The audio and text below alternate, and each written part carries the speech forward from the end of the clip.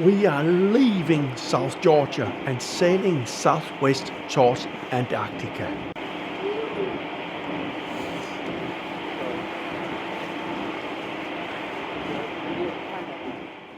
We are just passing an iceberg, and here we can see a colony of chinstrap penguins, a new one for the trip. They like to stay on the icebergs because it's very convenient for them to just dive into the deep waters to catch crustaceans, shrimp, krill, and also small fish. They're just close by. Sometimes, if they stay in a colony on land, they have to travel about 80 kilometers to get to the feeding grounds. Sometimes you can see a brown skua on the top of the boat, and the prions also can fly in all directions, also quite high. But most birds just follow the ship, especially the Cape petrels and the giant petrels, and sometimes some prions. Now and then we can see some blue petrels, which is a new one, but it's not very common here. The sea around the iceberg is very rich on nutrients and attract a lot of krill and small fish. So it's very obvious a lot of birds is around the icebergs. As we sail further southwest, we see a lot of prions. According to the distribution, this is Antarctic prion.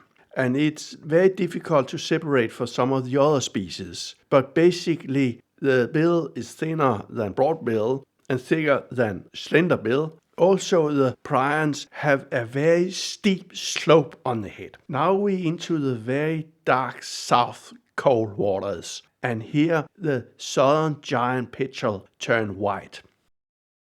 As we're sailing along, huge numbers of Cape petrels are overhead. There are a lot of whale blows, and it's quite amazing to see all those whales. We didn't see them very well and don't have great photos. If you really want to photograph whales and see whales close up, it's better go to Baja, California. That I can tell you, that is an amazing trip. Susie talked about Happy Whale. That is a website where everybody on the ship can upload pictures showing patterns on tails and fins, and the shape of the fins also. It's possible to ID this whale you're seeing because they're migrating over big distances, and therefore it's very interesting to know where they're about. It's a scientific program, and they call it the citizen science because ordinary people also can be participating in the science program. And that is called the Happy Whale.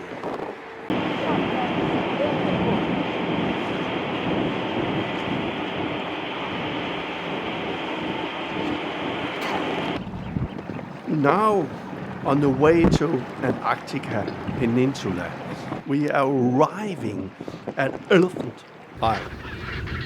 It was an ordeal to stand on the tripod in the gale force winds. It's so hard to photograph and film under such conditions. How can we stand still? But it was at least very interesting to watch the chinstraps here because they carry stones. And I don't know why they do that. The pibble, they call it, is for the nests. They say it's to elevate the nest above so the water does not hit the eggs. It is also fascinating to see the chinstrap penguins coming down to drink the water. When I look at penguins like this, I wonder how they can keep warm, but they have a special coating. The trick is they have thick blubber deposits and intricated blood vessels in the flippers and legs which assist them to keep warm. I missed to film those gentos standing on the eggs. While they're laying down, the eggs are hidden. There was actually a brown skua around in the colony, and Jacques Erard had a huge opportunity to take a picture of this skua carrying an egg. And the penguins were screaming like crazy. And I couldn't get that picture because I was filming and you can't switch over in that quick time if something happens. And I was on a tripod. So sometimes it's very difficult to get everything on a trip like this. There also got a few elephant seals chasing around with this huge monster of a seal which is running like crazy on the beach.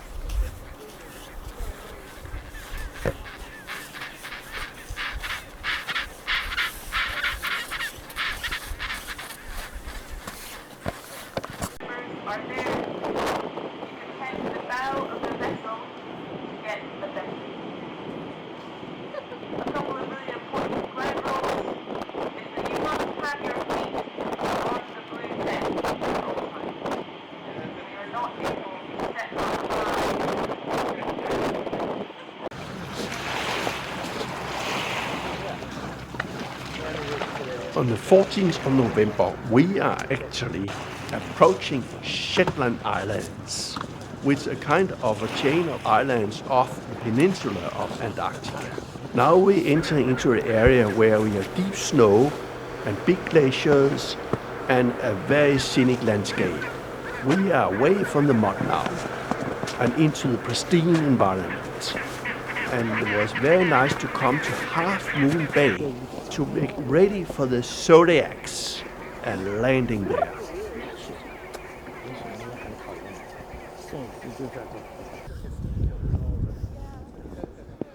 Jeff is going to explain how the weather and ice condition is affecting our visits and what we can expect to see and what we will miss. It's kind of the vagaries of the way trips work. It's interesting. When I did my first trip here in 2018 with my family to Antarctica, outside Georgia, we saw one Adelie penguin. That was it. And it was a distant bird on an ice floe. But then when I came and worked here, we saw them every trip. It was late summer. We got down to the colonies and we saw, decent-sized colonies of them. But one trip we missed chin straps. One trip we missed Adelies, and it just depends on where you land and how the expedition works out. So you can't expect to see every species on the trip just because of the sort of weird vagaries of plans and how they change. First, we have to climb almost a mountain to get up to the colonies to watch the chinstrap playing around in the snow. And that was quite fascinating to see the chinstrap gliding and walking in the snow and actually eating snow while they're doing it. So this was a very nice encounter of this penguin. And some people say it is the most aggressive penguin of all species in the world. But here it seems to be quite peaceful and playful.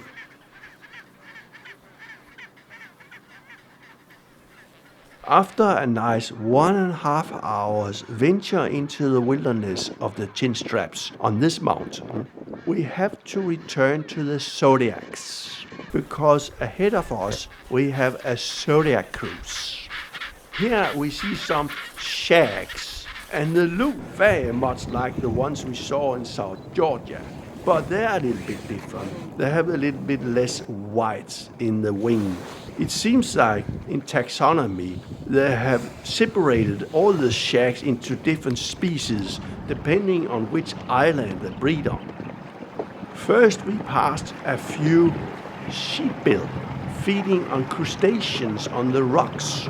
They are scavengers and very opportunistic birds which actually feed on dead animals in the colonies if they have a chance. But they're very adaptable, since they also can eat fish and everything is an opportunity bird.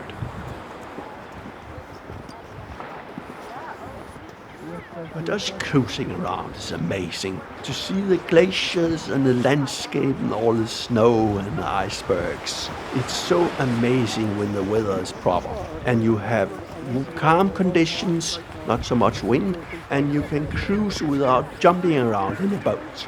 However, the highlight on this Zodiac cruise is actually to watch the gentle penguins swimming in the water up and down, and they are really active. It's funny to see them jumping out of the water and actually diving again. The most fascinating thing about the gentoo penguins, they can jump up to 1 meter or more to reach the edge of the ice where they're standing.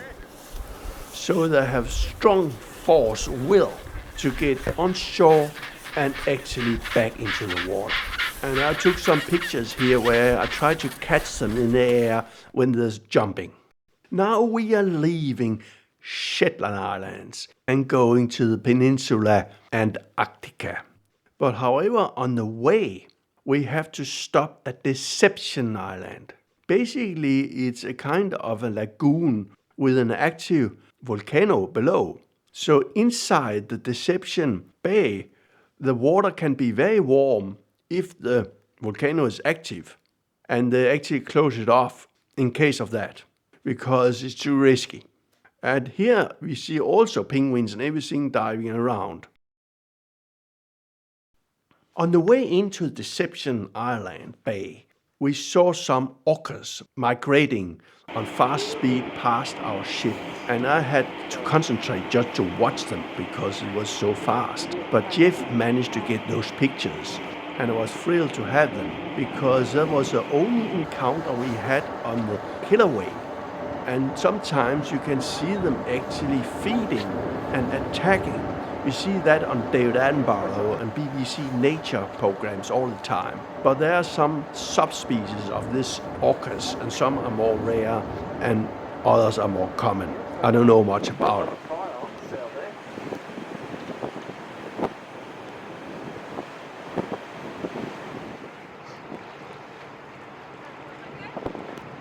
Now it's time for the polar plunge. It's about jumping into the water in Antarctica. You know, some people like to do that. And I suppose it's quite healthy because when the temperature drops and rises in the body, they get a lot of activity and bloodstream. And actually it could be good for the heart and everything. And they go to the sauna after they've been in the water. And of course, for safety, they keep a kind of strap to them so they're not drowned if they get passed out. There was one woman actually spent 3 minutes in the water, and that is almost the limit of survival. However, in Denmark, it's very popular to plunge into the deep, cold water of 0 degrees. I don't know how many participants on this trip participated in this activity, but I suppose about a third or 40% did it. It was not for me. I'm too comfortable. I can't do it. Here on the 15th of November, we have to go to Kuril Island to do another Zodiac cruise in the area. More penguins, and we did the usual cruise around to watch the colonies and the ice and everything. It was a bit a repeat of what we've seen before, but always nice to get into the Zodiacs. However, the weather was not great this day. The staff has been agreeing upon that putting the bird watchers together in 2 Zodiacs, because sometimes it's better the bird watchers can spend some more time photographing birds, while other people prefer to venture a long distance to watch the landscapes and everything. And that worked out very well. I suppose in the future they might do that more.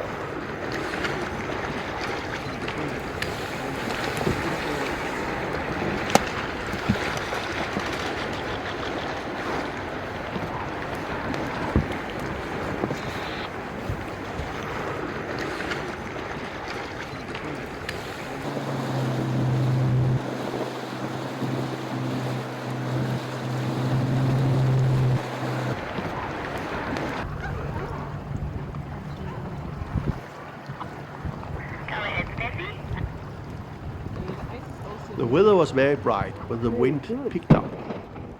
We went to David and Harry Islands to find shelter. However, the weather turned out to be much better than predicted. There was no wind suddenly, and there was bright sunshine and all the iceberg.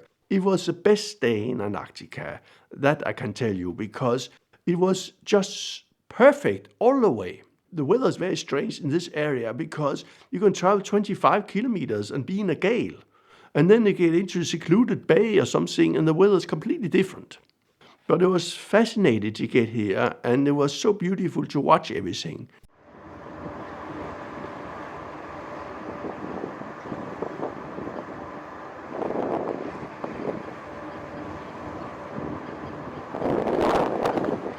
Now Jeff is going to explain what is going to happen with Intrepid and the ship in the future.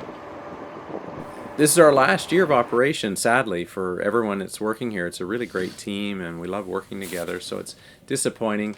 Intrepid and Chimu both co-own the company, and Intrepid's leaving the company. The Ocean Endeavor will not be working in the industry as far as I understand anymore, but I don't really know exactly what will happen to the ship.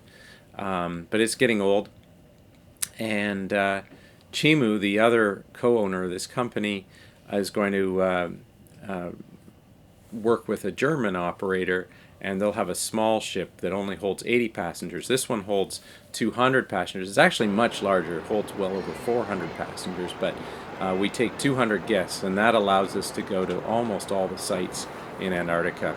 Antarctica is highly regulated, where you can visit, how many people you can take there, and you can only have 100 people on land at most sites at a time. Some sites it's even 50, but at 100 what we can do is we can take 100 onshore, take 100 out for Zodiac cruises, and then flip them and do like an hour.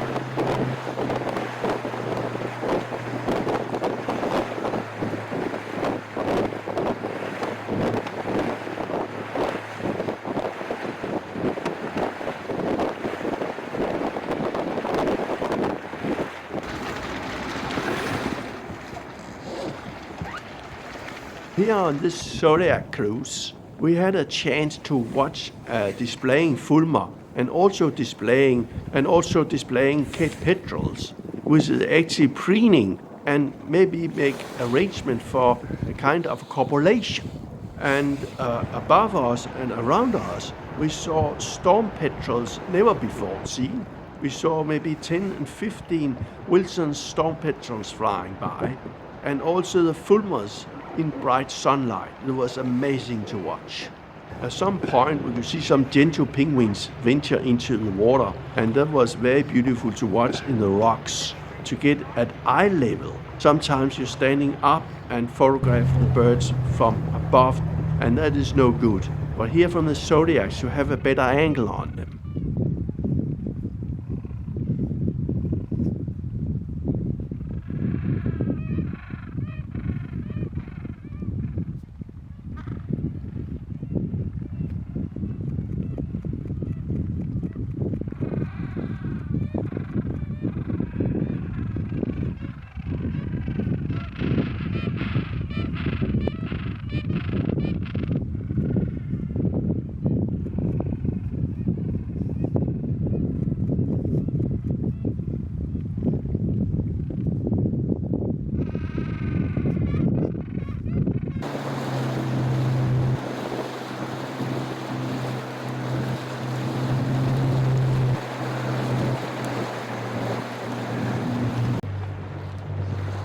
Now we got to the end of the Zodiac cruise, and watching those amazing icebergs with holes and everything in this bright sunlight was an incredible experience. And we arrived to the final act near a leopard seal, where they served coffee, chocolate and tea for us in the Zodiacs.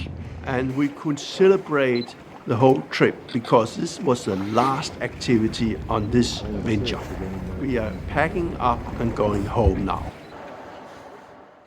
I have just to mention that we have never seen so many blue petrels on the trip. This was the best place to see them in this passage, and we saw them all the time, 5 or 6 at a time, so quite common.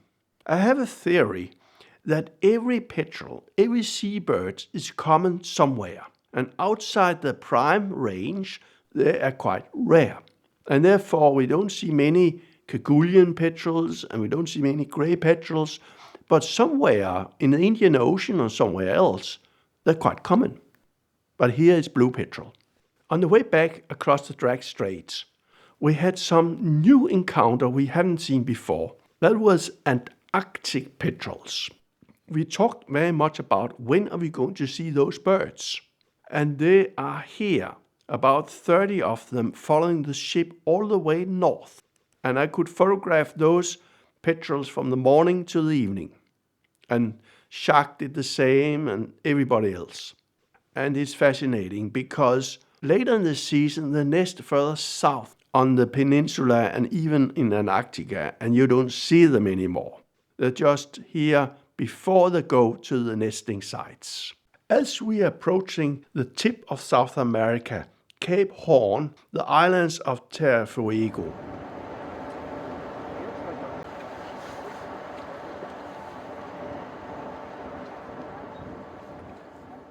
as we approaching land, Jeff is watching for rockhopper penguins.